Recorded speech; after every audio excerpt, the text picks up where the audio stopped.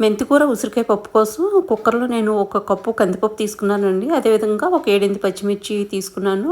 వాటిని వాటర్ వేసుకొని శుభ్రంగా వాష్ చేసేసుకుంటా 2, 3 సార్లు. ఇక్కడ సన్నగా కట్ చేసుకున్నటువంటి మెంతికూర యాడ్ చేసేసుకున్నానండి. ఒకవేళ కాడలు అవి ముదిరినట్టు అనిపిస్తే కాడలు తీసేసేయండి. ఇప్పుడు ఒక టీ స్పూన్ పసుపు యాడ్ చేసేసుకుంటున్నాను. అదేవిధంగా 1:3 రేషియోలో ఇక్కడ నేను వాటర్ యాడ్ చేసేసుకుంటున్నానండి ఈ కప్పు తోటి. ఇంకా ఒకసారి మొత్తం అంతా కలుపుకున్నట్టుగా చేసుకుని మనం ఉసిరికాయని ఈ విధంగా తురుముకొని పెట్టుకుంటాం అనమాట. అది సెపరేట్‌గా పెట్టుకోవాలి. పప్పులోనే వేసేస్తే ఏంటంటే పులుపుకి ఉడకదు పప్పు. ఇంకా 2 కలిపి చక్కగా ఉడికిపోతాయండి. ఇప్పుడు విజిల్ పెట్టేసుకొని నేను 4-5 విజిల్స్ వేయించుకున్నాను. పప్పు, ఉసిరికాయ తురుము, మెంతికూర అంతా సాఫ్ట్‌గా ఉడికిపోయి ఉంటుందండి. ఇప్పుడు పైన ఉడికినటువంటి ఉసిరికాయ గుజ్జు పప్పులో యాడ్ చేసేసుకొని మంచిగా మెదుపుకొని పెట్టేసుకుంటాం చల్లారిన తర్వాత. ఇప్పుడు బాణలు పెట్టేసుకొని ఒక టేబుల్ స్పూన్ పైనే ఆయిల్ వేసుకున్నానండి. తర్వాత కచ్చపచ్చ దంచుకున్న వెల్లుల్లి డబ్బులు ఒక 8-10 టీ స్పూన్ జీలకర్ర, టీ స్పూన్ ఆవాలు, టీ స్పూన్ మినపప్పు, ఎండుమిర్చి, కరివేపాకు వేసుకుని అది ఫ్రై అయిన